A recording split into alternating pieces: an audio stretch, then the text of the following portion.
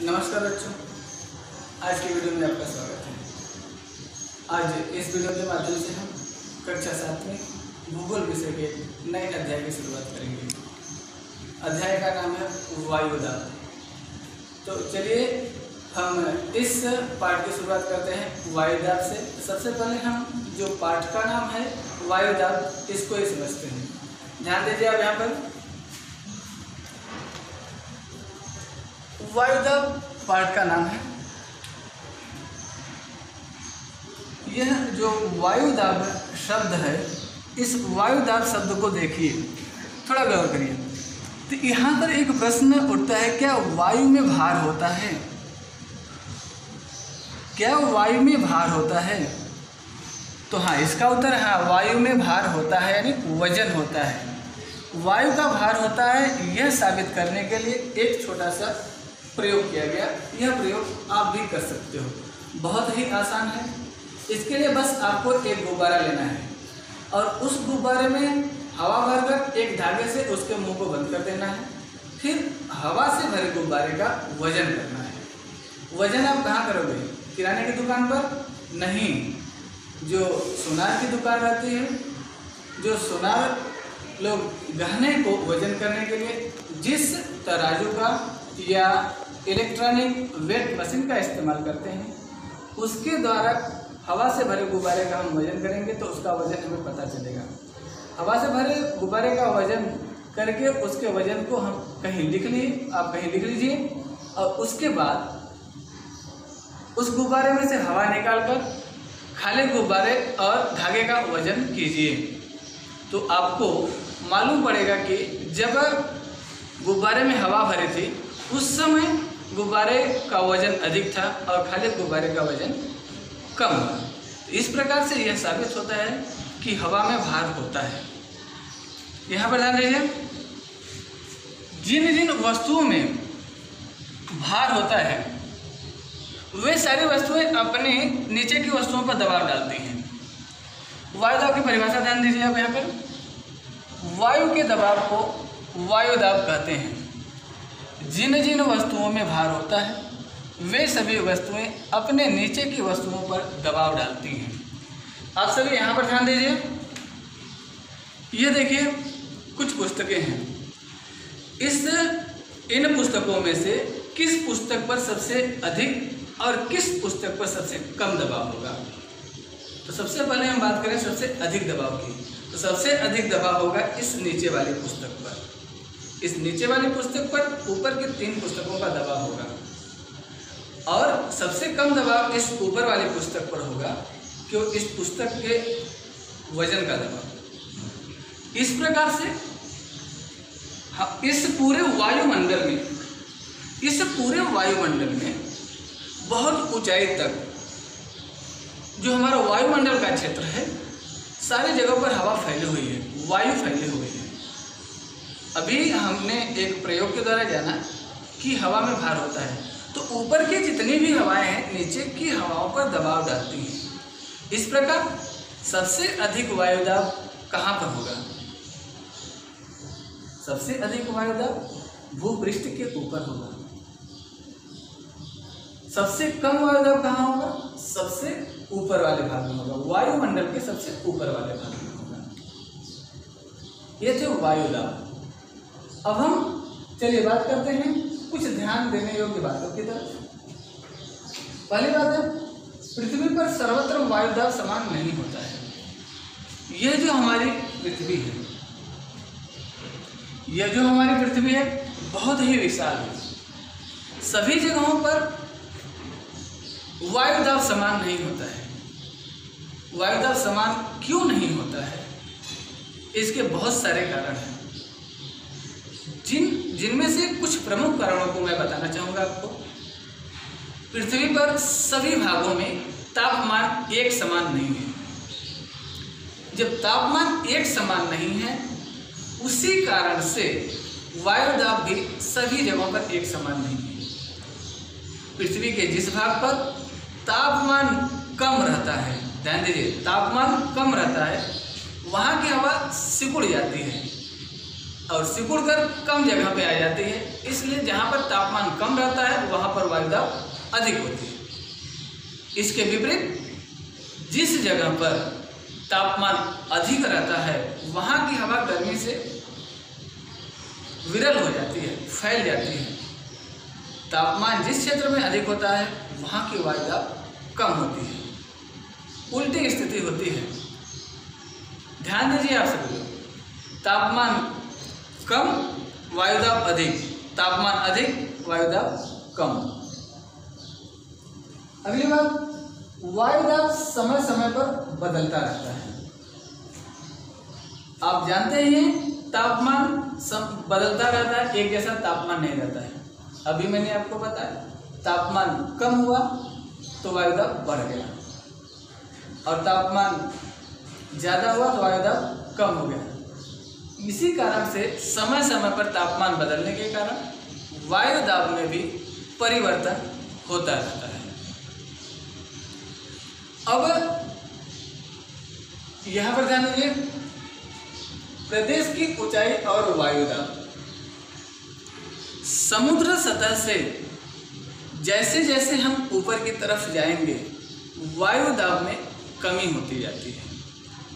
समुद्र के सतह से मतलब समुद्र के लेवल से, समुद्र के जल के लेवल से जैसे जैसे हम ऊंचाई पर जाएंगे वायुदाब में कमी आती जाती है। ध्यान दीजिए, एक बात आप लोगों ने गौर किया होगा, अक्सर दिवाली के समय पर आप लोगों ने देखा होगा आकाश में उड़ते हुए कंदील। आप लोगों ने देखा आकाश में उड़ते हुए कंदील? कंदील में क्या होता है, एक कपड़े की थैली रहती है, ऐसे फुली हुई रहती है, और उसमें एक मोमबत्ती लगी हुई होती है। उस कपड़े की थैली को खोलकर उसमें लगी हुई मोमबत्ती को जब हम जलाते हैं, कुछ टाइम के बाद वह कंदील अपने आप ऊपर जाता है। छोटे बच्चे कहते हैं यह जादू है। क्या वह जादू होता है, या इसके पीछे क्या कारण होता है कि वह कंदील ऊंचाई पर आसमान की तरफ उठता जाता है? इसके पीछे यह कारण होता है कि जब मोमबत्ती जलती है तो उस कंदील के क्षेत्र में जो कपड़े का भाग रहता है वहाँ का जो तापमान रहता है गर्म होता है। गर्म होने से वायुदाब कम हो जाता है और हवा हल्की होती है, और हवा हल्की होती है तो ऊपर की तरफ उठती जाती है, और इस प्रकार वह जो कंदील रहता है वह भी ऊपर की तरफ जलता हुआ आगे बढ़ जाता है।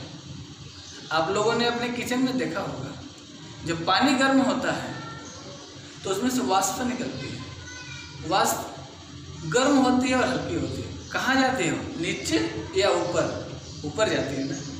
हाँ, तो इस प्रकार यह प्रदेश की ऊंचाई और वायुदाब के बारे में आप जाने। अभी हम यहाँ पर चलते हैं, तापमान और वायुदाब का संबंध।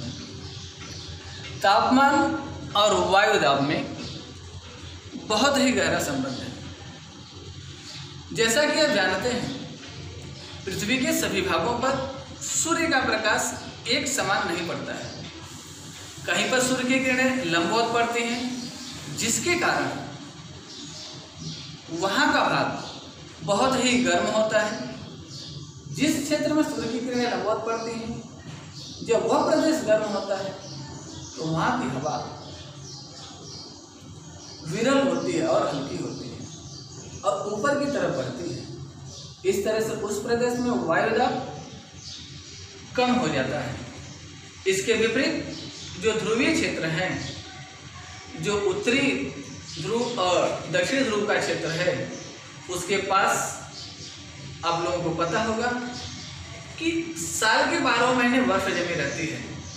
बर्फ जमने का कारण यह है कि ध्रुवीय प्रदेशों में सूर्य की बहुत ही तिरछी किरणें पड़ती हैं, जिसके कारण ऊष्मा की मात्रा बहुत ही कम होती है। ऊष्मा की मात्रा कम होने से वहाँ पर साल के 12 महीने सर्दी का मौसम पाया जाता है, बर्फ जमी होती है। उन प्रदेशों में वायुदाब अधिक होता है। इसके साथ ही साथ और भी बहुत सारे घटक हैं, जैसे एक तेज धूप में आप अपने घर पे हो और उसी दौरान आप कुछ समय के बाद समुद्र के किनारे वाले प्रदेश में चले जाओगे, तो समुद्र के किनारे वाले प्रदेश में समुद्र के किनारे जाने पर आपको धूप दिखेगी लेकिन धूप का असर नहीं होगा।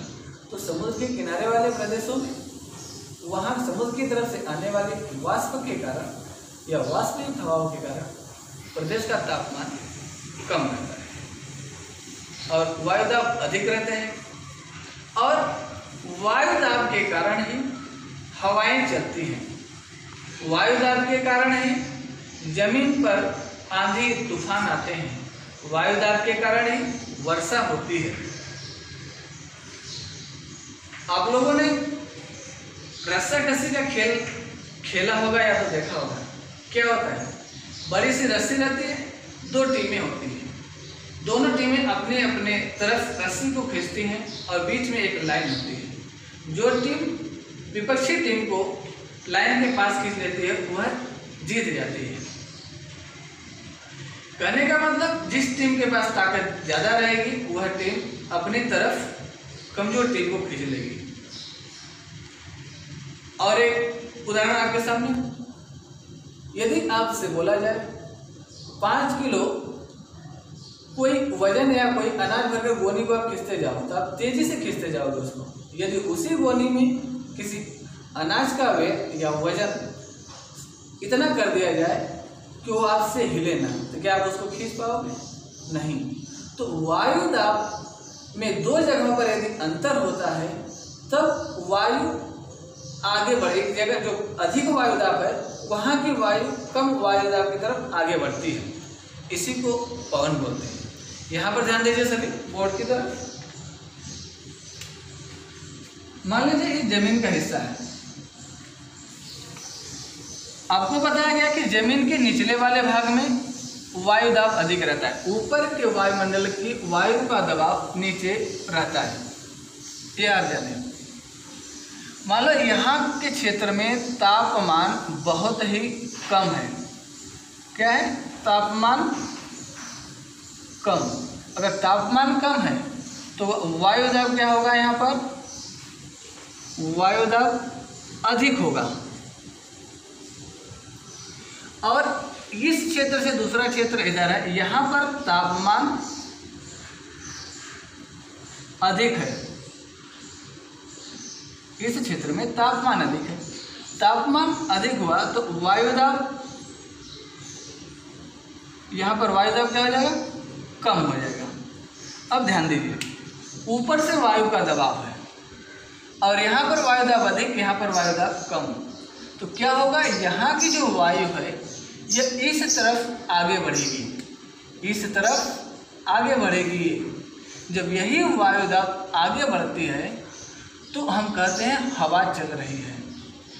जब यहाँ का वायुदाब बहुत अधिक हो गया और यहाँ का बहुत कम हो गया तो यहाँ की हवाएं बहुत तेज़ी से आगे बढ़ेंगी, तो हवाएं बहुत तेज़ी से आगे बढ़ेंगी। जब बहुत तेज़ी से आगे बढ़ती हैं तो हम इसको कहते हैं आंधी आई है या आंधी आ रही है। ये सारी चीज़ें हैं। वायुदाब के कारण पूरे पृथ्वी पर वायुदाब की पेटियां निर्मित होती हैं या वायुदाब की पेटियों का निर्माण होता है, और तापमान के कारण पृथ्वी पर तापमान की पेटियों का निर्माण होता है या कटिबंधों का निर्माण होता है।